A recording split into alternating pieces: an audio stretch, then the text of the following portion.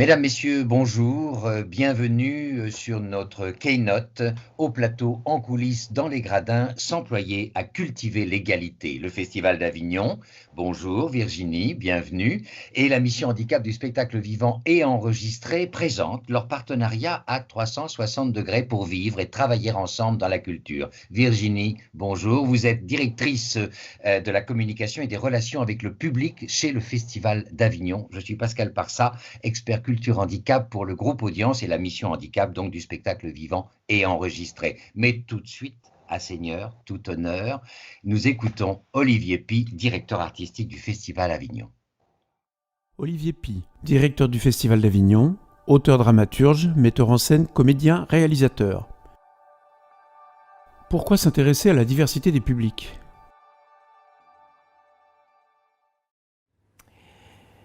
Il ne faut pas oublier que, historiquement, Villard pense les choses à l'envers. C'est-à-dire qu'il quitte le théâtre bourgeois, il fonde un nouveau public qui n'est pas le public des petits théâtres bourgeois parisiens. Mais ce qu'il cherche, c'est un nouveau public. Si Villard a pensé qu'on a réussi le public à Avignon, moi je pourrais dire comme ça, c'est vrai sur le plan de la fréquentation. Ça ne me coûterait pas très cher, parce qu'on a une fréquentation optimale. Tous les théâtres et tous les festivals en rêvent. Mais ça ne suffit pas. Il faut aussi que ce public soit diversifié, qu'il soit métissé, et puis qu'il n'oublie pas certains publics empêchés, comme on dit, pour différentes raisons. Ça peut être les PMR, mais ça peut être aussi des raisons sociales ou générationnelles, ou des modes d'habitus. Même si certains outils, numériques notamment, à mon avis, ouvrent des portes pour une génération qui n'a pas les habitus de la génération précédente. On est passé du théâtre pour tous, c'est une sorte de vœu magnifique, mais c'est une idée de la démocratie qui repose sur une majorité. Or aujourd'hui, on a une vision de la démocratie qui sera la reconnaissance des minorités, la place des minorités. Donc quand on a un corps différent, quand on est LGBT, quand on est un enfant, quand on est en prison, quand on vit et quand on est né dans certains quartiers qui font qu'on n'a pas le même substrat culturel, est-ce qu'il suffit de dire baissons les prix et ouvrons les portes? Non, ça ne suffit pas. Il faut une action militante. Y a-t-il une expérience qui vous ait marqué ? Moi, j'ai fait un jour le parcours de la place de l'Horloge jusqu'à la cour du Palais des Papes, avec un monsieur tétraplégique, avec une pathologie extrêmement forte, une grande difficulté d'élocution, etc. Il est presque chaque année au festival. Alors, déjà, j'ai fait le parcours avec lui et je me suis rendu compte qu'il fallait une volonté surnaturelle de cet homme pour franchir tous ces obstacles, parce que c'est un monument historique et qu'il n'a pas été pensé au XIVe siècle pour accueillir des personnes à mobilité réduite. Mais ce parcours incroyable de cet homme pour arriver et être finalement au premier rang, puisque les PMR sont aujourd'hui dans les premiers rangs, et pouvoir accéder au spectacle. C'est une leçon de vie. Pour moi qui suis directeur, c'est la leçon que je reçois de cet homme pour qui il n'est pas question qu'il y ait un empêchement. Mais c'est lui qui fait le parcours. Alors, si nous, on peut le faciliter un peu, c'est extraordinaire. Et il y a beaucoup de travail à faire pour tous les handicaps, quels qu'ils soient sociaux ou qu'ils soient physiques ou même qu'ils soient mentaux. Que vous apprennent les personnes fragilisées par la maladie ou le handicap ? Je crois que ça m'a permis de sortir de mon narcissisme, parce que pour un créateur, on pourrait penser que le narcissisme est une grande aide. Mais pas du tout. C'est le poison total, le narcissisme, pour un créateur. Le narcissisme, c'est toujours lui qui, à un moment, pourvoit des à quoi bon. Le rapport avec le public, c'est ça qui, justement, casse ces à quoi bon. Donc, il faut rencontrer le public, pas comme une entité abstraite. Il faut le rencontrer personne à personne, et donc on invente plutôt un théâtre pour chacun qu'un théâtre pour tous. Y a-t-il un risque à faire du théâtre pour des groupes minoritaires ? Certainement, catégoriser des groupes de public, c'est la plus mauvaise réponse qu'on puisse donner. Alors on va faire du théâtre pour les LGBT, du théâtre pour les quartiers, du théâtre pour les enfants, par exemple. Il faut bien sûr que notre théâtre pour les enfants soit du théâtre pour tous. Les adultes viennent aussi et c'est important. Et c'est là qu'on commence à faire un théâtre pour les enfants qui est valable. Donc ce serait certainement une très très mauvaise réponse que de cibler ou de croire cibler une partie du public. Non, il faut continuer à avoir l'exigence artistique qu'on a et puis utiliser tous les outils de médiation, y compris techniques, mais sociologiques aussi, humains et surtout de personne à personne, pour faire que cette exigence artistique soit au service de tous. Encore une fois, il faudra mieux dire sans aucun doute au service de chacun. Vivre ensemble, avec audience, créons des perspectives. Alors, Virginie, la GFIP a placé l'édition de son université du réseau des référents handicap 2021 sous le signe de l'action, le théâtre, s'il s'écrit avec des mots, se construit en actes, voilà qui va bien. Et ce d'autant que le festival sur le sujet de l'emploi des travailleurs handicapés a une approche innovante qui vaut d'être partagée. Notre titre est Au plateau, en coulisses, dans les gradins. Cela commence donc par votre programmation que vous avez par ailleurs présentée ce 24 dernier pour l'édition de juillet 2021. Par celle-ci, vous contribuez à valoriser la création sur et avec des personnes handicapées, mais aussi à changer le regard tant des publics que de vos équipes. Qu'en est-il ? Bonjour Pascal, merci beaucoup de m'avoir convié à ce temps, à ce dialogue. Donc peut-être en deux mots, vous dire que nous espérons que la 75e édition se tienne cet été du 5 au 25 juillet. Enfin, nous y travaillons et nous sommes, pour reprendre les mots d'Olivier, raisonnablement optimistes. Donc c'est un événement assez incroyable puisqu'il y a à peu près 300 levées de rideaux en 3 semaines, des débats et des rencontres. Et nous comptabilisons à peu près 170 000 entrées gratuites et payantes. Donc effectivement, ça veut dire qu'on passe les portes du festival à peu près 170 000 fois. Donc c'est un accueil que nous devons exemplaire à chaque personne. Et nous espérons effectivement que chaque spectateur qui assiste à nos spectacles se reconnaisse dans nos propositions artistiques, se reconnaisse dans les acteurs au plateau ou dans les thèmes aussi qui sont mis en valeur par des chorégraphes ou des metteurs en scène. Alors c'est vrai que cette année, peut-être de façon, on va dire, plus tenue, nous saluons et nous souhaitons vraiment, pour reprendre les mots de Felwinsar, être à l'endroit du pluriversel, c'est-à-dire montrer comment nous pouvons travailler sur l'individuel mais aussi sur le commun. Et il y a 2 compagnies peut-être qui le montrent encore plus, ce sont les compagnies Catalyse et les compagnies de l'Oiseau-Mouche, qui sont 2 compagnies de théâtre qui emploient des comédiens porteurs de handicap. Alors avec Catalyse, c'est une grande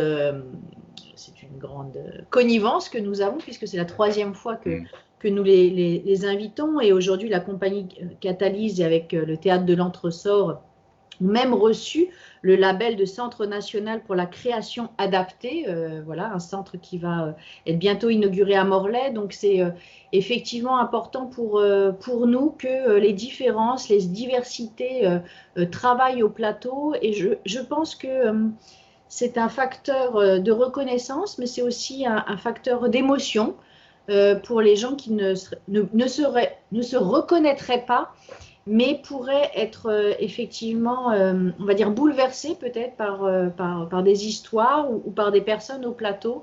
Et je pense que le bouleversement et l'émotion sont des moteurs de l'action, des moteurs d'une autre réflexion, d'autres points de vue, d'angle de vue, et donc peut-être des moteurs de transformation de la société. Il nous est arrivé aussi de travailler à d'autres valorisations d'invisibilité, comme Olivier Py le fait chaque année avec les détenus de la prison du Pontet, ou encore, si je reprends des exemples plus anciens dans la programmation, nous avions accueilli un spectacle d'Anouk Grimbert qui reprenait des mots de personnes qui avaient été hospitalisés, souffrant on va dire, d'handicap psychique, de différences psychiques, ou encore Pierre Meunier qui avait pris appui pour une de ses pièces d'une autrice, Babouyek, autiste. Donc pour nous, c'est important, voilà, que C'est ce donc soit une entendu. participation, Virginie, d'abord, de mettre en avant la diversité de la création dans le spectacle vivant, avec des profils autres, mais c'est un peu le propre de l'art que de cultiver l'autrement dans ce commun, finalement, à ses contemporains. C'est aussi donc de changer le regard, mais ça veut dire en conséquence que qui dit programmation, dit de fait appel au public, transmission d'informations, accompagnement à l'appropriation de l'information. Alors nous y voilà, on est passé donc du plateau, maintenant nous voilà dans les gradins, et avant d'y arriver dans ces gradins, cela implique d'informer, d'accueillir, d'adapter, donc aussi de sensibiliser, de former, de mobiliser ces équipes. Oui, complètement. C'est ce que nous pourrions appeler la chaîne d'accessibilité ou la chaîne d'information. Ou la chaîne de cohérence. La chaîne de cohérence, complètement. C'est-à-dire qu'avant même de penser à l'accueil, il faut que les personnes porteuses de handicap soient informées de notre programmation, soient informées des spectacles qui pourraient les intéresser, qui pourraient les toucher, soient informées du fait que le chemin entre chez eux et nos salles de spectacle est possible et n'est pas un parcours plein de handicaps. Donc pour nous, c'est effectivement très très important de bien communiquer. Donc pour bien communiquer, ça veut dire être aussi bien formé en interne. Donc des formations dont on a pu bénéficier pour s'exprimer avec les bons mots, peut-être un phrasé un tout petit peu différent, un petit peu plus simplifié aussi, pour que l'accès à l'information ne semble pas, que la phrase en elle-même déjà ne ressemble pas à un chemin de croix.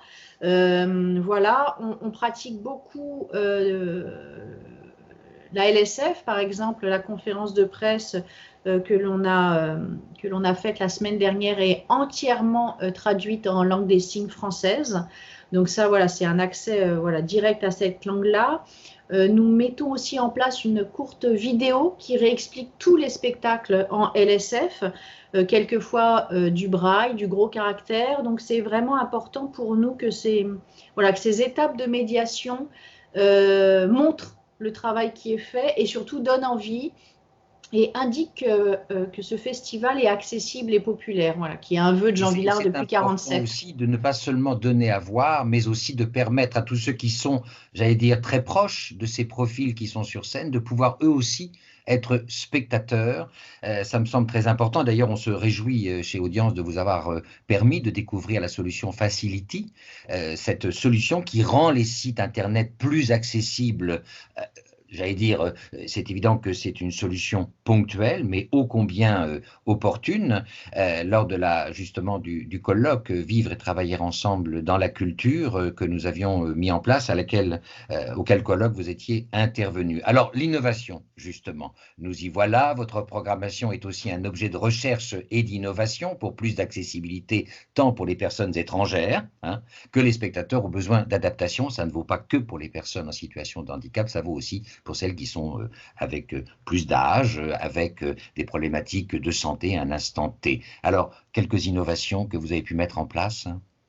Alors, oui, effectivement, donc Facility, je l'ai découvert au moment l'année dernière, en septembre ou octobre 19, grâce à Audience. Donc, je me suis tout de suite mis en contact avec Yves Cornu, qui développe cette solution et qui nous aide par un mécénat de compétences. Donc, ça, c'était aussi un geste de son côté, de nous fournir gratuitement les codes d'accès à cette solution, donc qui permet à des personnes souffrant de tout type de handicap, voire de maladie ou de dysfonctionnement visuel ou de diminution, de pouvoir effectivement lire un site qui s'adapte complètement aux paramètres de la personne. Donc ça, c'est une solution absolument incroyable. Comme autre innovation, je citerai les lunettes connectées.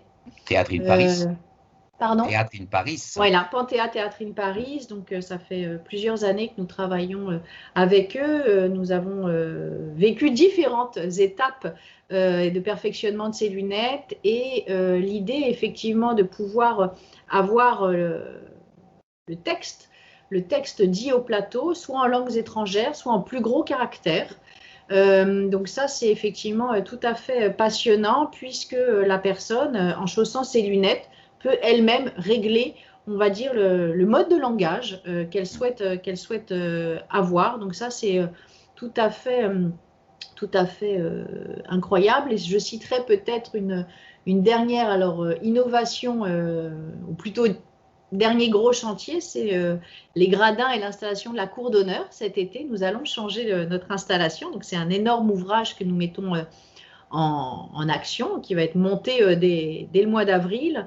Et nous avons pensé complètement l'accessibilité à ce gradin aux personnes en PMR, à mobilité réduite. Et donc, ce qui va être fantastique, c'est que les personnes vont pouvoir aussi choisir leur angle de vue. Jusqu'à présent, on était attaché au fait qu'elles puissent entrer en salle et voir le spectacle, mais maintenant, il y a aussi une sorte d'égalité dans la visibilité et elles vont pouvoir accéder via une passerelle et un ascenseur à des places centrales dans ce magnifique gradin. Alors finalement, c'est ça qui me semble intéressant dans cette lecture à 360 degrés de cette démarche très innovante au bénéfice de l'emploi des travailleurs handicapés, parce que qui dit plateau dit naturellement coulisses. On a vu les coulisses de la communication. On a aussi, j'imagine, les coulisses inhérents à ces spectacles avec des artistes ayant un handicap qui sont présentés, ce qui veut dire que finalement, l'ensemble de vos équipes se mobilisent pour honorer l'intérêt de tous les spectateurs qui souhaitent vous rejoindre. Vous avez tout mis en place. Ça veut dire aussi que sur le sujet RH, ça c'est donc, on pourrait dire, les coulisses du festival, vous êtes assujetti à l'obligation d'emploi des travailleurs handicapés? Oui. Très bien. Et alors de fait, des perspectives pour qu'en coulisses, l'occasion de remplacement, de recrutement des travailleurs handicapés rejoigne les effectifs.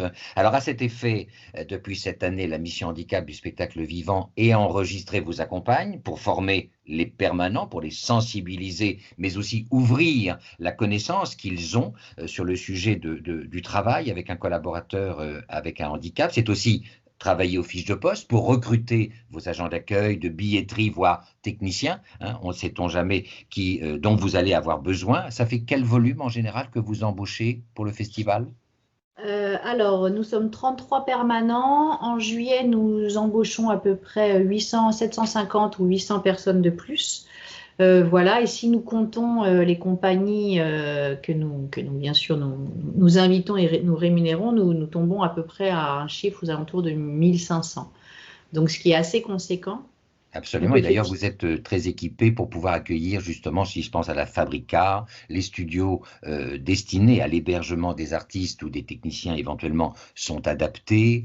Les coulisses de la Fabrica, qui est le dernier établissement, le dernier équipement dont vous bénéficiez, est entièrement, j'allais dire, aux normes. Évidemment, il est récent par rapport à la cour d'honneur, c'est sûr que là vous avez beaucoup d'avantages, ça me semble important. Pour continuer sur le sujet de l'emploi, évidemment, le 9 avril prochain, le festival va présenter également ses besoins de recrutement auprès de la plateforme d'accompagnement Emploi Santé Renforcée Vaucluse, que pilote Audience avec Pôle emploi d'Avignon, Pôle emploi spectacle, mais aussi l'AGFIP, l'AFDAS, le CMB, Cap Emploi et d'autres partenaires. Donc, on voit bien qu'il y a une grosse mobilisation de votre organisation pour pouvoir élargir les profils que vous pouvez recruter. C'est une ambition profonde chez vous. Oui, c'est vraiment une ambition, je pense, à 360, c'est-à-dire à chaque fois qu'on aborde un projet ou une question, maintenant se pose la question aussi de l'accessibilité. C'est-à-dire que c'est une question qui est mise sur la table pour à chacun de nos rendez-vous, de nos points, et voilà, c'est quelque chose que l'on souhaite profond. Une transformation en profondeur des mentalités et on voit aussi auprès de nos collaborateurs qu'ils sont extrêmement sensibles, ouverts et fiers parce que ça a un sens important et notamment dans cette année, on va dire, si particulière, la notion de l'humain et de sa fragilité est peut-être encore plus entendue est comprise. Donc ça, c'est assez La passionnant. nécessité d'une mobilisation absolue pour que justement tout ce travail que vous avez fait, c'est là où il me semble que nous conduisons les personnes qui nous écoutent aujourd'hui à découvrir jusqu'où cette innovation a pu aller, c'est que toute cette mobilisation que vous avez faite au bénéfice des spectateurs, que ce soit pour les accueillir, pour les, comment dirais-je, les faire rêver à travers les spectacles présentés, mais aussi les accueillir, on voit bien que ça a mobilisé vos équipes, on voit bien que ça a naturellement levé des freins, puisque je crois savoir, vous le disiez lorsqu'on s'était rencontrés il y a quelques mois au Forum des Images, que les techniciens étaient les premiers à proposer des innovations de confort pour les artistes avec un handicap que vous accueillez dans vos programmations.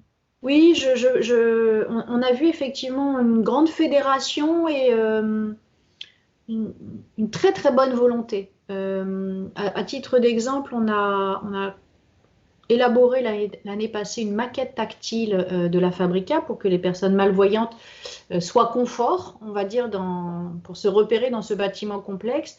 Et c'est une maquette qu'on a pensée avec les équipes de la technique, c'est-à-dire ce n'a pas été un projet isolé de relation avec le public. Ça touchait au bâti, ça touchait aux circulations et ils étaient vraiment très très heureux autour de cet objet. C'est devenu un objet fédérateur. À l'endroit, par exemple, des formations, un autre projet qui a été aussi fédérateur, c'est-à-dire qu'on monte des formations avec l'ISTS, qui sont à côté de nous au cloître. Qui forment des techniciens au spectacle vivant. Exactement, exactement. Et la Fabrica étant un bâtiment très, très accessible, il nous a été important aussi de mettre en place des formations pour des techniciens qui auraient eu des accidents de la vie et qui, à un moment donné, auraient eu un handicap partiel, permanent, peu importe, mais de pouvoir proposer des formations qui continuent l'employabilité de ces personnes sous d'autres formes, avec du coup un accès au gradin facilité, pas de marge, des circulations plus douces. Voilà, c'est ce genre de projet qui nous fait penser autrement, agir autrement, et puis surtout qui nous rend heureux. Nous sommes d'accord. On a l'impression d'être pleinement utile et essentiel. Ça confirme que c'est l'environnement qui doit s'adapter à la réalité d'une personne et non pas elle qui, en permanence, doit, entre guillemets, composer avec ce qu'on lui donne pour qu'elle puisse trouver un endroit où elle peut être telle qu'elle est. Donc c'est ça qui me semble intéressant aussi, c'est tout cet environnement qui a mobilisé les mentalités, qui a mobilisé les métiers, les compétences, les volontés, les ambitions, j'allais dire partagées, au bénéfice justement d'une culture pour tous peut-être, mais avant tout pour chacun, comme dirait Olivier Py. Alors, votre démarche va encore plus loin puisque, quelque part, vous faites appel au secteur protégé et le secteur adapté, puisque pour entretenir les jardins du cloître Saint-Louis, pour votre environnement, et puis, est-ce qu'on peut le dire, les deux compagnies sont, j'allais dire, hébergées par un secteur protégé et adapté, puisque d'ailleurs le chrysalide ou que ce soit, comment dirais-je, l'oiseau-mouche sont très clairement repérés sur ça. Et bravo à eux d'avoir traversé tout le temps pour être là aujourd'hui. Oui, complètement. Effectivement, on s'ouvre de plus en plus lors de nos appels d'offres aussi à ce secteur-là. Lorsque l'on recrute les saisonniers, nous transmettons bien sûr les offres d'emploi aux associations avec lesquelles nous travaillons et nous avons même un quota d'emploi recommandé sur ce secteur-là. Donc ça, c'est tout à fait important. À titre d'exemple, à nouveau, donc le feuilleton Sécano sera commis par Olivier Py cette année. Nous avons donc des comédiens professionnels au plateau, de jeunes acteurs de l'ERAC et aussi des amateurs. Et une association locale nous a demandé si des amateurs PMR pouvaient participer au feuilleton. Donc Olivier a dit bien sûr oui. Et c'est nous qui allons complètement adapter du coup les lieux à leur type de mobilité, que ce soit les lieux de répétition, qui ne sont pas des lieux qui nous appartiennent, qui sont des lieux de la ville, ou le jardin Sécano, qui est un espace public, pas forcément très simple, mais nous allons complètement faire le chemin pour que ces personnes soient pleinement dans la création à nos côtés. C'est la démonstration implacable de justement de cet environnement parfaitement maîtrisé, parfaitement compris, parfaitement défendu et, j'allais dire, incarné. Donc voilà une offre à 360 degrés, je la résume rapidement, la programmation qui contribue au changement de regard des spectateurs, mais aussi de celui de vos équipes, hein, et évidemment les spectateurs concernés qui se reconnaissent, ce qui est un élément encourageant, ou pour les familles, un élément aussi favorable de réconciliation avec cette réalité parfois. En tout cas, le possible, vous en donnez la démonstration. La communication est accessible et de fait permet également que vos offres d'emploi, vos recherches de stage soient elles aussi accessibles puisque les gens les consultent sur votre site internet accessible. Et enfin, la mobilisation de vos équipes pour des spectacles, des spectateurs qui facilitent le recrutement et le maintien des collaborateurs reconnus en qualité de travailleurs handicapés. Alors, une entreprise qui mobilise ses équipes pour cultiver l'accès à son offre travaille de fait à cultiver l'emploi de ses collaborateurs présents et futurs. Virginie, un mot pour conclure? Nous sommes en chemin. Alors la mission handicap que porte Audience en partenariat avec la GFIP salue votre sens de l'action, de la mobilisation, de l'engagement. À très bientôt et très bon festival. Merci, à bien vite. Au revoir. Au revoir Pascal.